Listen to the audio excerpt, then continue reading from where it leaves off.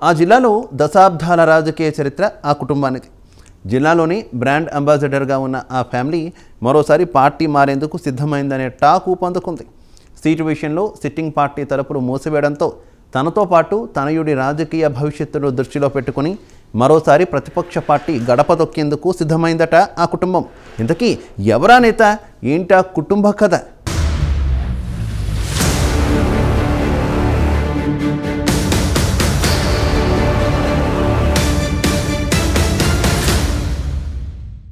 ఒంగోలు రాజకీయాల నుంచి మాగుంట కుటుంబాన్ని వేరు చేసి చూడలేం. గత 34 సంవత్సరాల క్రితం మొదలైంది మాగుంట వారి రాజకీయ ప్రస్థానం. మొదటిగా 1990 దశకంలో మాగుంట సుబ్బరామిరెడ్డి ఒంగోలు రాజకీయాల్లోకి వచ్చారు.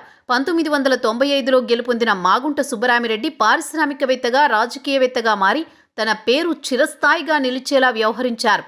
ప్రధానంగా ప్రజల కష్టనష్టాలకు భాగస్వామిగా నిలిచి పలు సేవా కార్యక్రమాలను నిర్వహించి మంచి గుర్తింపు తెచ్చుకున్నారు.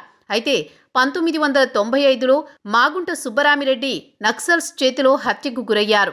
ఆ తర్వాత ఆయన రాజకీయ వారసులుగా మాగుంట పార్వతమ్మ 1996 నుంచి 1998 వరకు ఒకసారి ఎంపీగా, ఒకసారి ఎమ్మెల్యేగా గెలుపొందారు. ఆ తర్వాత పార్వతమ్మ రాజకీయాలకు పూర్తిగా దూరం కావడంతో సుబ్బరామిరెడ్డి సోదరుడు మాగుంట శ్రీనివాసులరెడ్డి 1996 నుంచి 2019 వరకు మాగుంట వారసుడిగా రాజకీయాలలో కొనసాగుతూనే ఉన్నారు.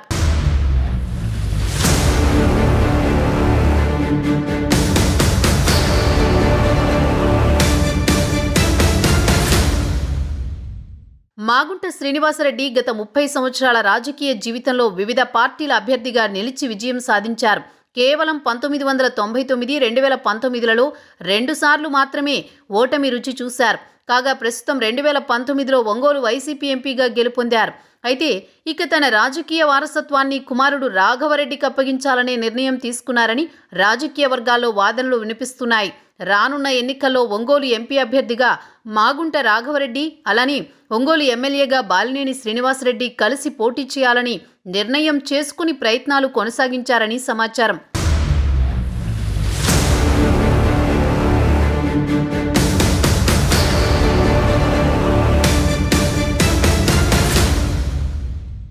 తానొకటి తలిస్తే అధిష్టానం మరొకటి తలిచింది అన్నట్లు జిల్లాలో ముఖ్య నేత అయిన బాలినేనికి మాత్రమే ఒంగోలు ఎమ్మెల్యే సీట్ ఇవ్వనున్నట్లు ప్రకటించనున్నట్లు తెలవడంతో మాగుంటకు టికెట్ ఇవ్వాలని బాలినేని అధిష్టానంతో అనేక పర్యాయాలు చర్చలు నడిపినా ఫలితం లేకపోగా చంద్రగిరి ఎమ్మెల్యే చెవిరెడ్డి భాస్కర్ రెడ్డికి ఇవ్వనున్నట్టు వార్తలు బయటకు పొక్కాయి.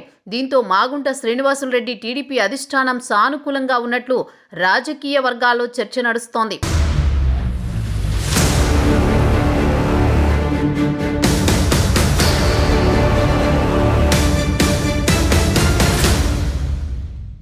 గత కొన్ని సంవత్సరాలుగా టీడీపీకి ఒంగోలు పార్లమెంటు పరిధిలో బలమైన నాయకుడు లేకపోవడంతో 1999 ఎన్నికల తర్వాత ఒంగోలు ఎంపీ స్థానాన్ని 2014 వరకు టీడీపీ గెలవలేదు.